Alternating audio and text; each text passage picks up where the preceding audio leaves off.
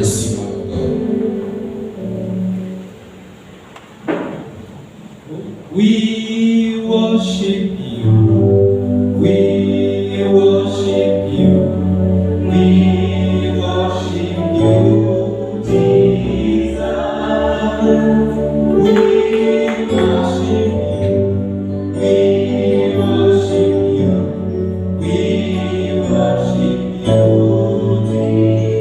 We worship you. We worship you, Jesus. We worship you. We worship you. We worship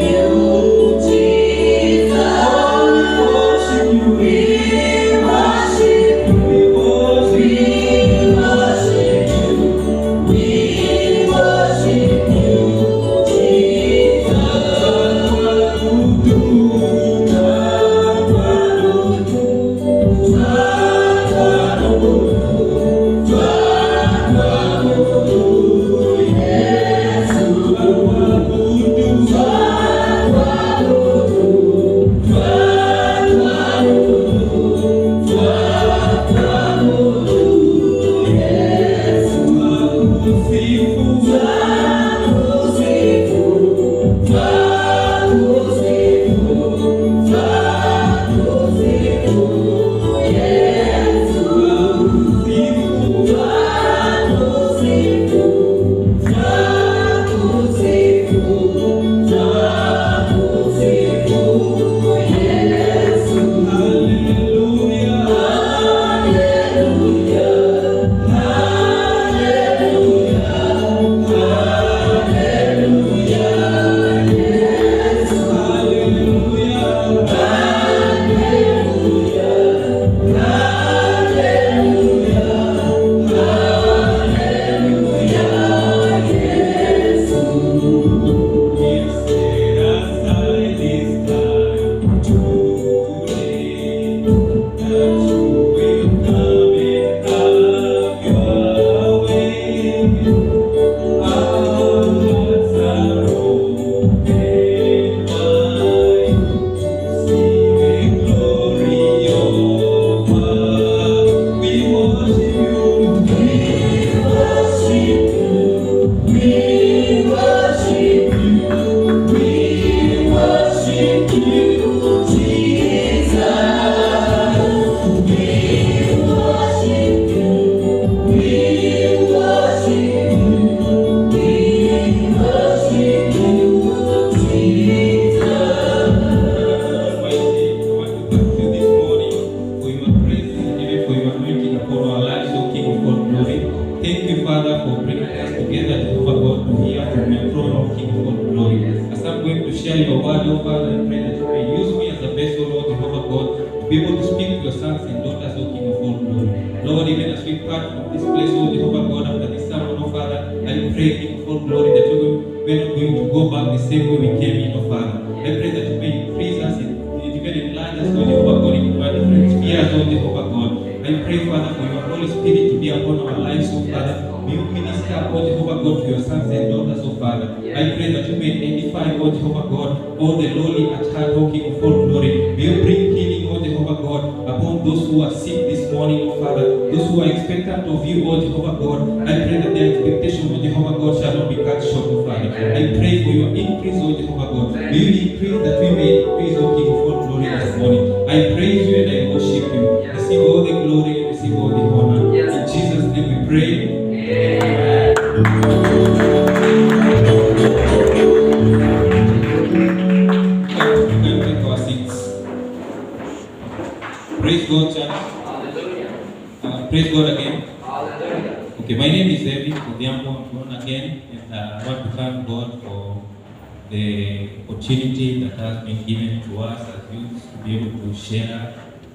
The word of God. I don't take it for granted.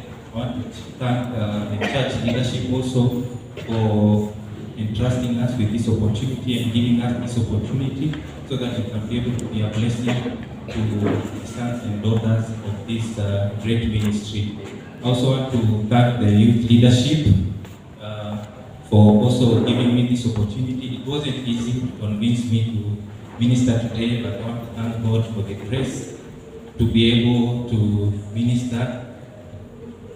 So without taking much of your time, I just want to go straight to the word. And today I want to share with us on position for influence. Position for influence. Our reference verse will dwell much on the character of Esther. We all know Esther, we all know the book of Esther. So my emphasis will be so much on chapter 4, from verse 1 to 17. And I will read Esther chapter 4, verse 1 to 17. Esther chapter 4, verse 1 to 17.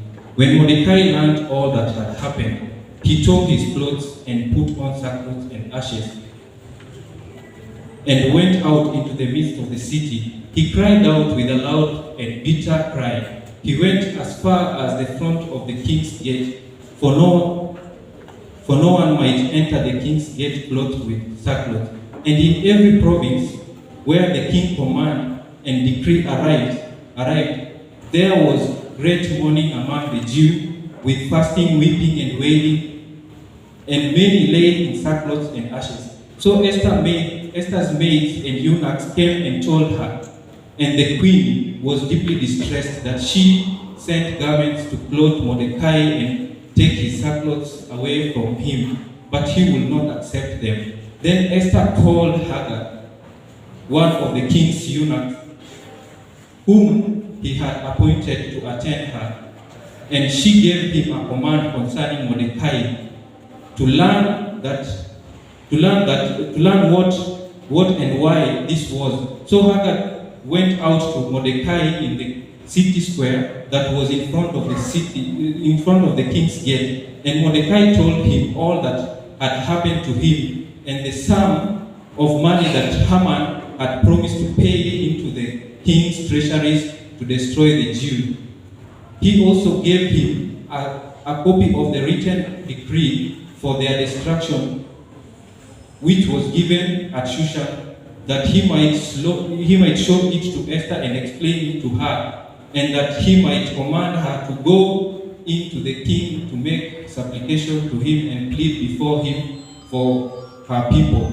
So Hagar returned and told Esther the words of Mordecai. Then Esther spoke to Hagar and gave him a command for Mordecai. All the king's servants and the people of the king's provinces know that any man or woman who goes into the inner court of the king, who has not been called, he has but one law: put all to death, except the one to whom the king holds out the golden scepter. And then the golden scepter, that he may live. Yet I myself have not been called to go into the king these 30 days. So they told Mordecai Esther's word, and Mordecai told them to answer Esther, "Do not think in your heart that you will escape in the king's palace any more than all the other Jews. For if you remain completely silent at this time, relief and deliverance will arise for the Jew from another place, but you and your father's house will perish. Yet who knows whether you have come to the kingdom for such a time as this?" I will emphasize much on my emphasis will be much on verse 14, so we should take note of that. Then Esther told them to reply to Mordecai, "Go gather all the Jews who are present in Shushan and fast for me, neither eat nor drink for 3 days, night or day. My maids and I will fast likewise. And so I will go to the king, which is against the law, and if I perish, I perish." So Mordecai went his way and did according to all that Esther commanded him. So our topic, my sermon today is position for influence. We learn how Esther was positioned to be able to influence the salvation of the Jew nation at the time when they were at the brink of facing execution from the plans that were being hatched by Haman. So, what is influence? Influence is the effect that somebody or something has on the way a person thinks or behaves. Influence is the effect that somebody or something has on the way a person thinks or behaves. And what is position? Position is to be placed at a point or a place where somebody or something is located. So let me start by saying that no one should ever underestimate themselves.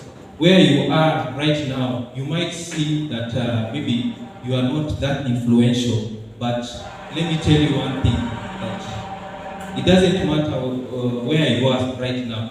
You can still influence or impact the lives of those who are around you. We'll see that Esther, despite her tender age, she's roughly estimated to be around the ages of 17 to 23. But at her tender age, she was able to ascend to the throne, and also she was able to rescue the Jew.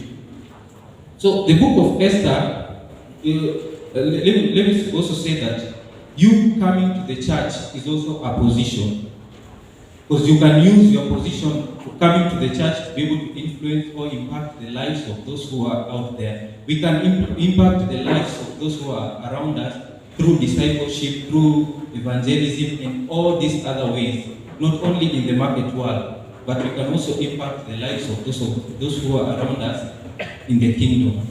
So we should know that in the book of Esther, God is not explicitly mentioned, but He still works and delivers His sons and daughters from being executed. My Bible records that no other book in the Bible has been attacked and bitterly and vehemently as the book of Esther because of its spirit of nationalism and vindictivism. Criticism have declared it unworthy of a place in sacred canon. If, however, one will approach the story relevantly, humbly, relying upon the Spirit of God to teach him, he will find truth and satisfy his mind and edify the soul. The more one studies the book of Esther, the more one concludes that its deeper truth must be dug out like gold. So we learned that Esther was a young lady who ascended to the throne as a result of Vashti declining to showcase her beauty when the king had a festivity. The book of Esther begins with a celebration and ends with a celebration. So the king was a little bit drunk, and he wanted her queen to showcase her beauty, but Vashti declined to turn up, and so the wise men, or the people who were surrounding the king, advised the king not to forgive Vashti, because by forgiving her, it will mean that all the women that were in that kingdom will be disobedient to their husband, and that is how Esther ascended to the throne.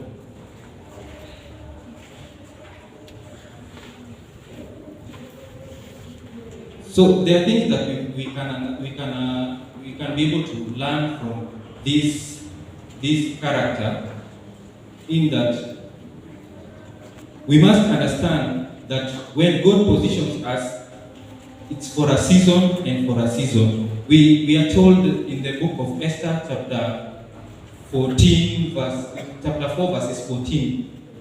This is Mordecai telling Esther that, for if you remain completely silent at a time as this, relief and deliverance will arise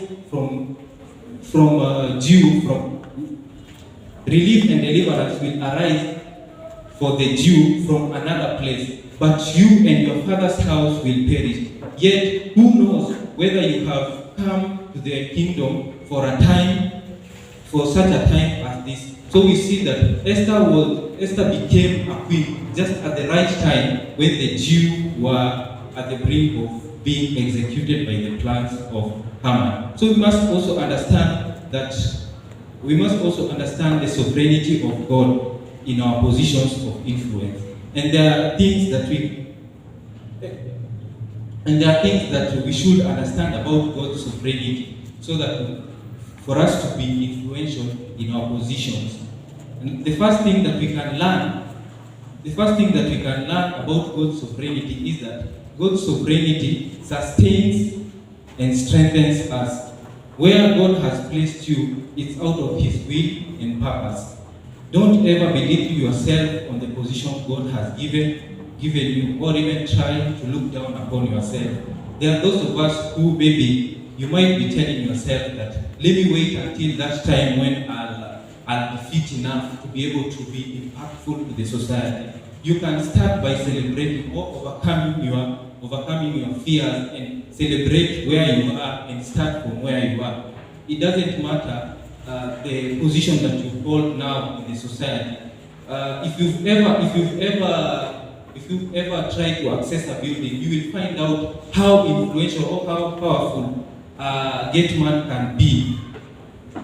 That tells you that there are people that maybe we might look down upon, maybe some of these positions in life, but if you ever encounter or if you ever encounter a situation where you are faced to be able to go through someone or go through the security so that you can access that person that you want to see in a building, or even submit your proposal or even your CV, you will see that even that person that you might consider not influential, that person can really frustrate you and can make you not to get a job or even not to get a position that you wanted in life.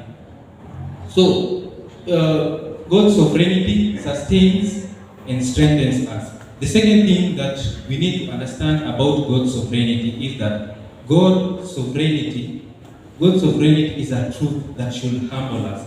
The word of God says in the book of James chapter 4 verses 10 that humble yourself before the Lord and you will be lifted. So here we see that Esther, despite her tender age, was humble and obedient to her uncle Mordecai.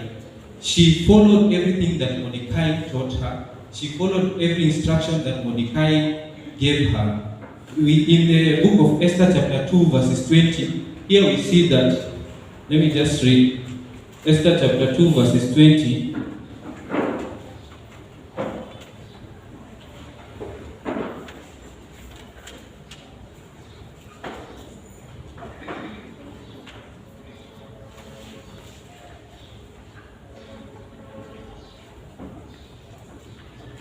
Now Esther had not revealed her family and her people, just as Mordecai had charged her. For Esther obeyed the command of Mordecai as when she was brought up by him. So here we see that Esther was obedient to Mordecai. Esther followed every instruction that Mordecai gave her. And this can depict that Esther was a very humble person, despite her status at that time, because at that time is when she was a queen, but she was able to obey the instructions that were given to her at the beginning, that she should not disclose her descent or where she came from. Because here we learn that Esther was a Jew and they were taking into captivity, but God raised her to a position that she became a queen, but she didn't forget where she came from. She didn't forget who nurtured or even who mentored her to be where she is. So the third thing that we need to understand about God's sovereignty is that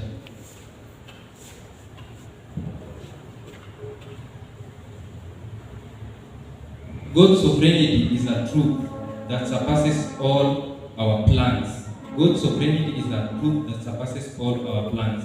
In the book of Esther, God uses sovereignty to kill one person in the name of Haman, so that he can be able to save the entire Jewish nation. So there are things that God uses to demonstrate His sovereignty. Things that God used to demonstrate His sovereignty. And some of them are as follows. The first thing that God uses to demonstrate His sovereignty is that God uses time. God uses time. In the book of Esther chapter 4 verses 14,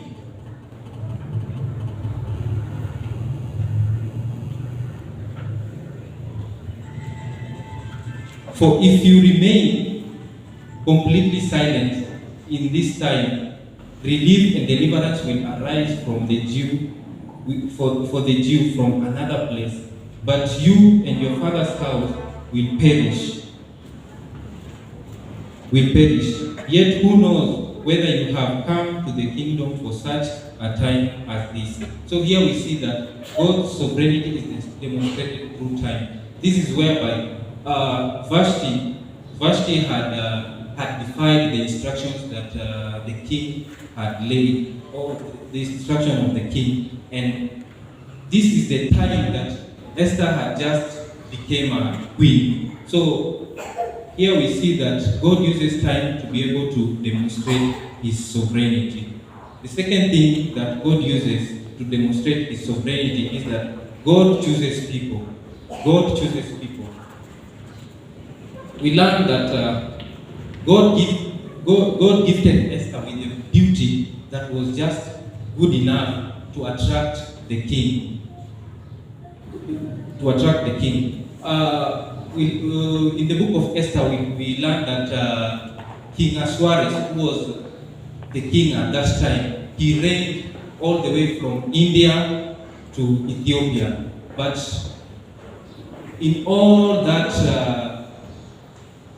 region, there was no any other lady that was more attractive to the king as compared to Esther. Because in the book of Esther chapter 2 verses 15, we see that, verse 17, we see that Esther was the queen. Sorry, that is Esther. The king favored Esther more than any other lady in the kingdom. That means that Esther was more beautiful than all the other ladies that were present during that time. So God chooses people, and God can choose you. You might have something that maybe you don't consider it significant, but God can use that thing to be able to make you to be influential in your different spheres of influence. The third thing that God uses is that God uses natural human relationship. God uses natural human relationship.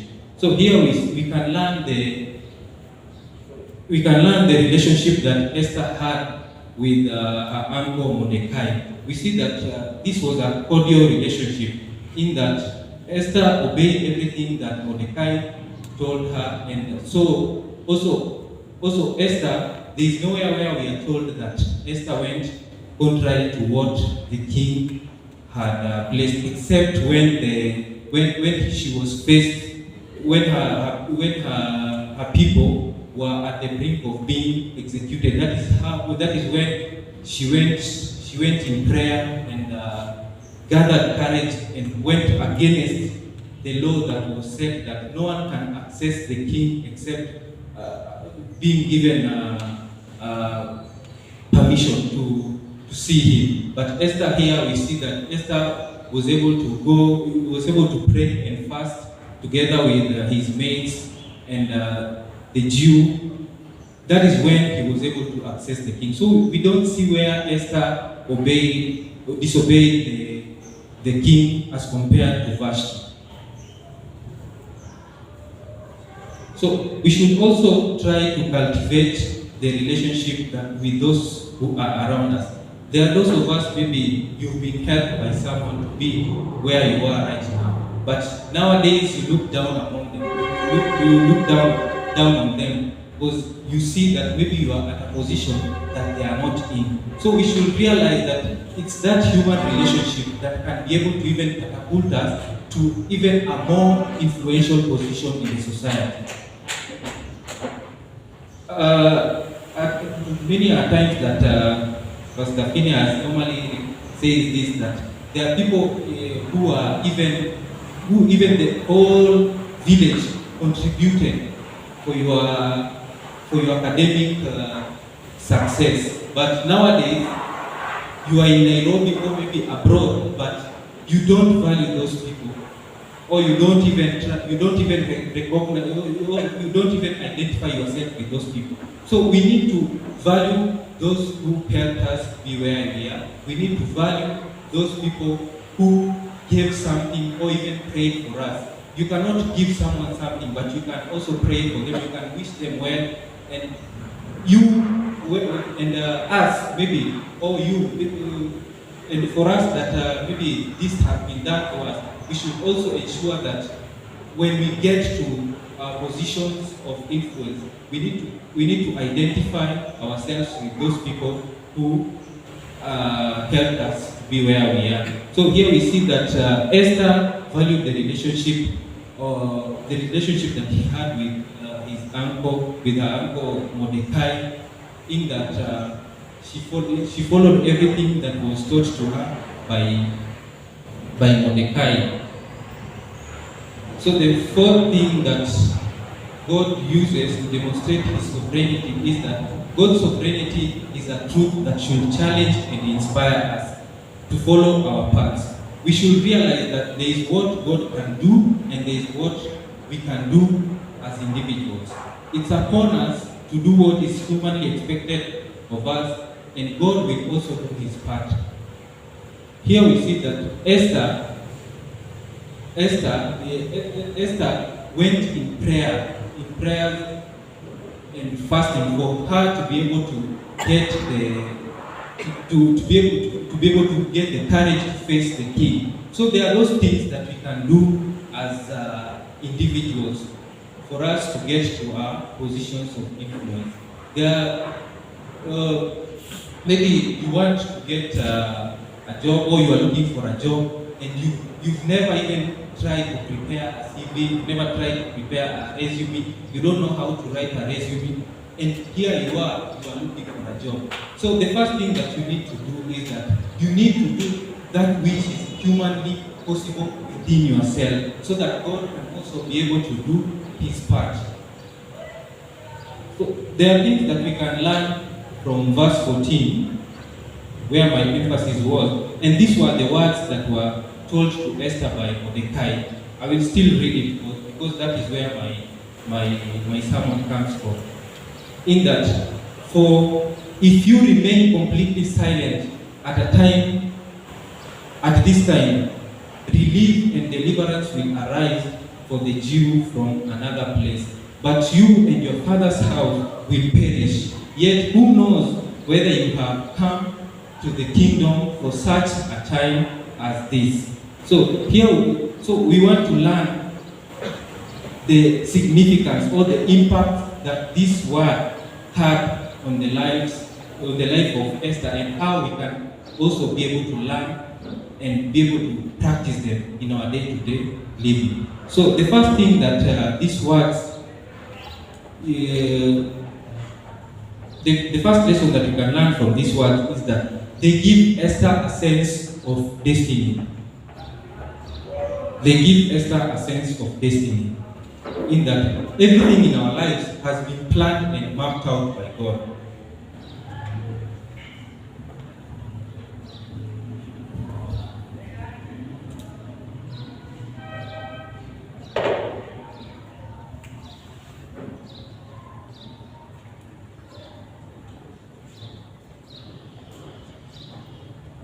Sorry for that.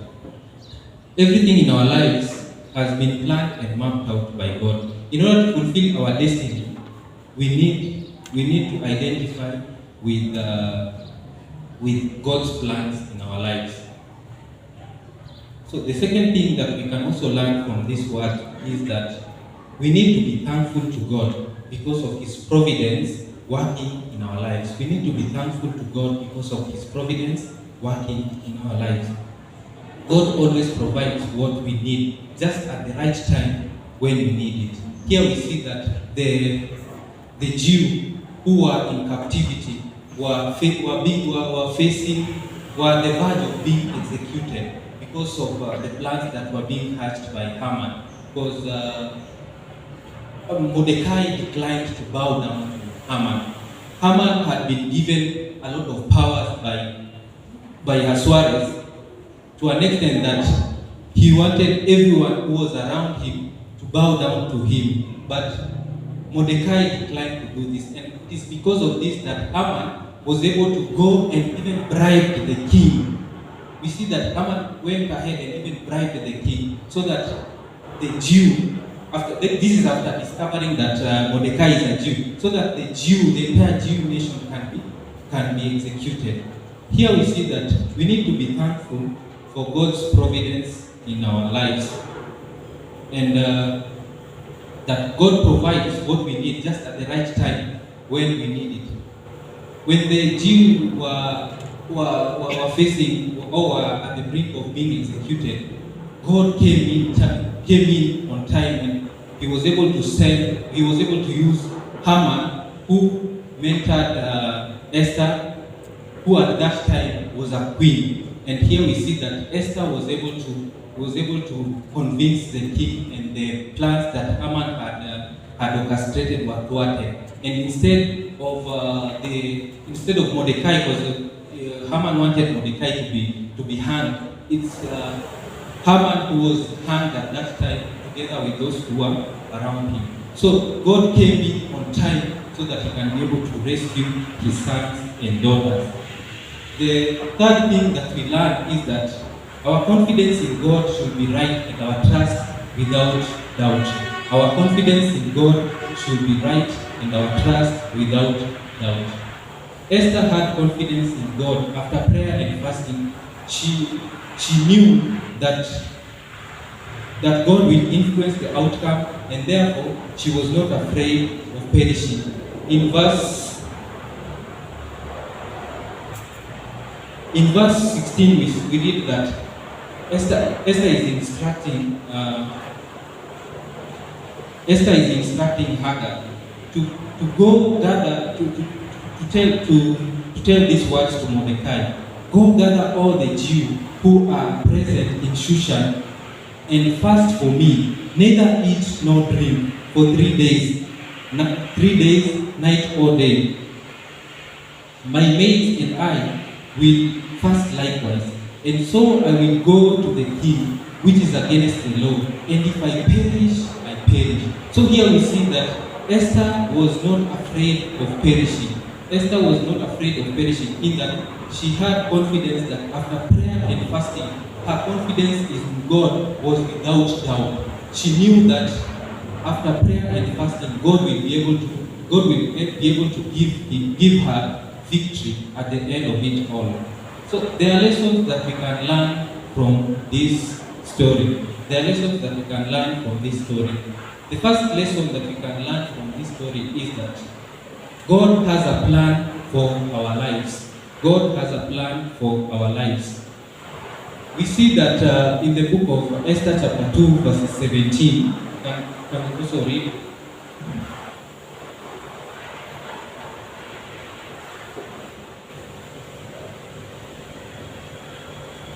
Esther chapter 2 verse 17.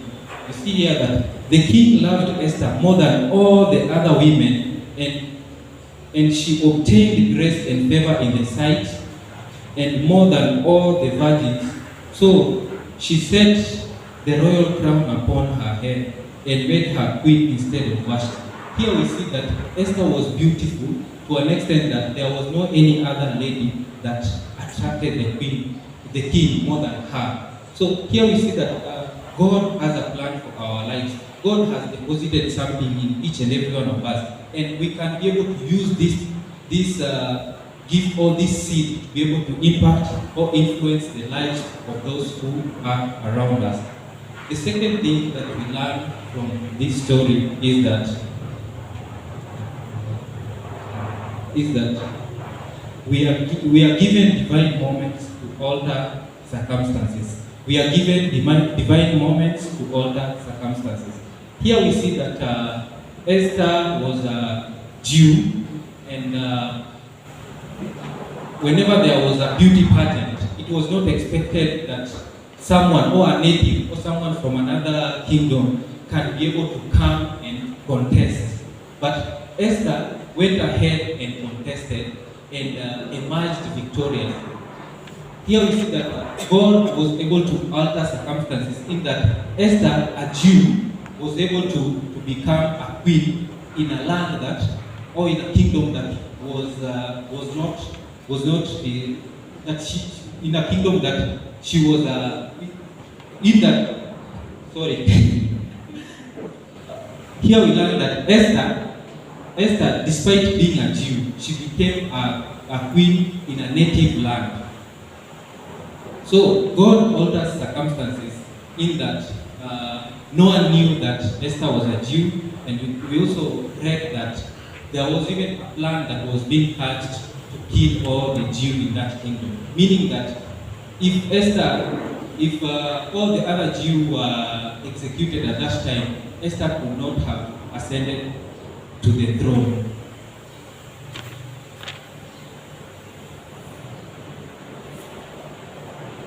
The other thing that we learn from this story is that we should seek God by prayer and fasting. We should seek God by prayer and fasting. In the book of Esther chapter 4 verses 16, we read that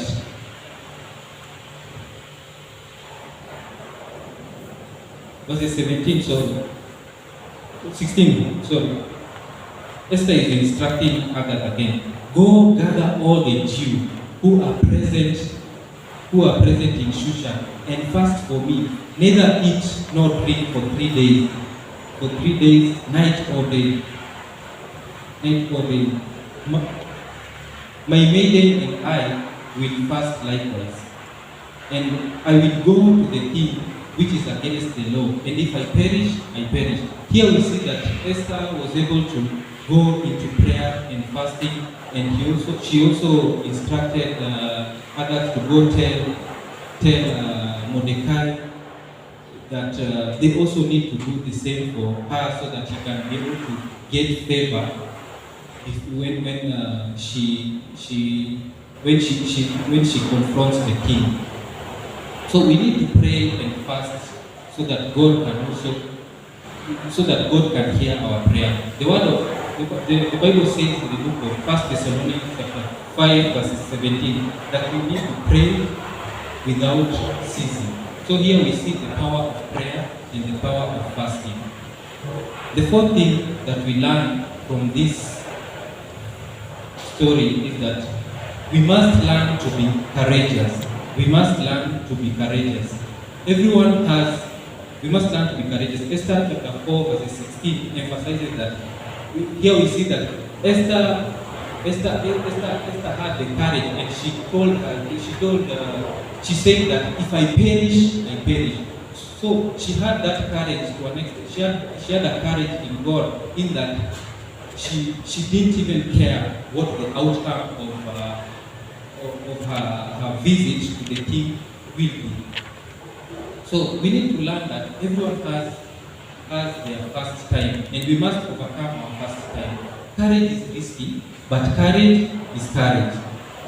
I've also gathered the courage so that I can be able to stand before this pulpit to share this word with you. As I was given this opportunity to share a word, this topic is the one which came into my life and which came into my mind. And one of the lessons in this topic is that we need to be courageous. And so I was telling myself, the times that you call yourself in a committee, unajiambia, nafanya kweli, but I just forged ahead, I gathered the courage, and now here we are. So even you, maybe where you are, there are those of us who feel that I cannot do this. So you need to challenge yourself and just overcome your first time. No one has ever. Maybe at times you might see like, or you might feel like maybe that person is favored because he or she is coming well to do, or even he or she is at a position that he can be able to influence, or even he can be able to walk his way. That is why maybe he is where he is. But we need to encourage ourselves in the Lord and gather the courage and be able to face our first time. One thing that normally encourages me, there is no president in this world that has ever been a president, except maybe in US, that you can be allowed to fly. It depends. Back then, that is how it was. But nowadays, maybe I think that their laws are different nowadays. Even in Kenya, there is no leader who has ever, maybe a president. Let me take Uhuru for instance. Uhuru became a president in 2013. There was nowhere where he became a president. He learned his way. He learned his way through his tenure. So we all have our first time, and we need to learn how to be able to navigate our way through our first time. The fifth thing that we can learn from this story is that God will always respect obedience. God will always respect obedience. The book of Esther chapter 2 verses 20.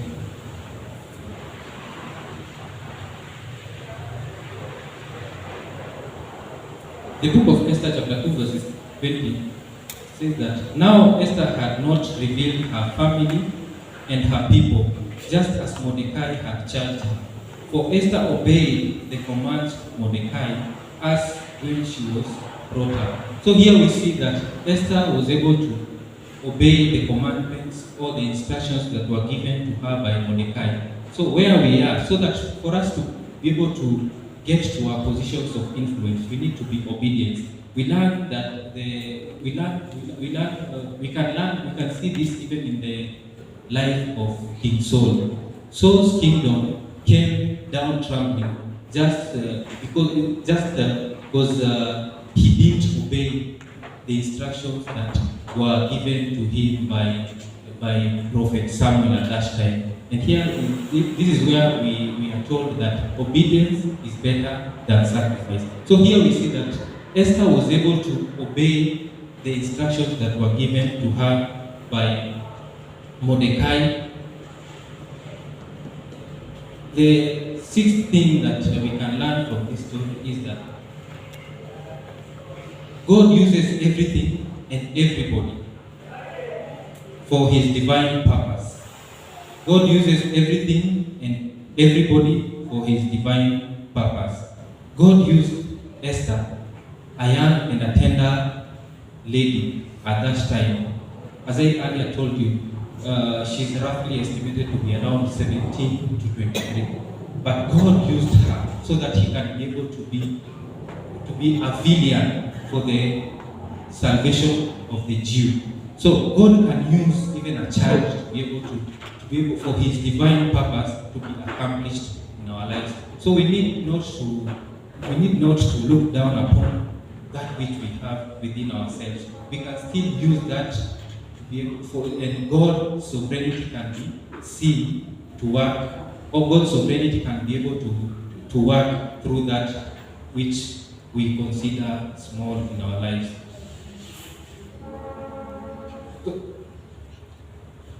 So we need to also learn and search and understand God's will in our lives. God cannot give you a vision without provision. And God can also not position you without provision. The word of God says that, I don't know whether it's a scripture, where there is a will, there is a way. So we need to recognize this and have that confidence that God can be able to see us through in our different spheres of influence. Lastly, last but not least, is that we must trust God's providence even when we don't see Him. Even when we don't see Him working, and hope that no matter what happens, God is still committed to redeeming us. in the entire book of Esther, as I began saying, there's nowhere where God is mentioned, but God is still working behind the scenes, in that he is able to position Mordecai and Esther to be able to be the people who can be able to rescue the Jew from being executed. So those are some of the things that we can learn from this scripture, and I believe that God will be able to position us, or God will be able to use us to be able to be influential in our different spheres of influence. God bless you. Let us pray. Father, in the mighty name of Jesus Christ, we come before you this morning with a grateful heart. We thank you, Father, for the word that you've spoken to us, O Jehovah God, on being positioned for influence. Father, I pray that you may use us to be able to be influential in our different spheres of influence, O Jehovah God. Help us in order to be able to consider even that which is small in our minds, to be able to use it to influence the lives or impact the lives of those who are around us. Father, I pray for your grace and even your anointing upon our lives. Receive all the glory and receive all the honor. Father, forgive us, O Jehovah God, for considering that which you have deposited in our lives as minor, O Father. Help us in order to be able to use it, O Jehovah God, and cultivate it to be able to be where we are, where we want us to be in life. I praise you and I worship you. Receive all the glory and receive all the honor. In Jesus' name we pray. Amen. God bless you.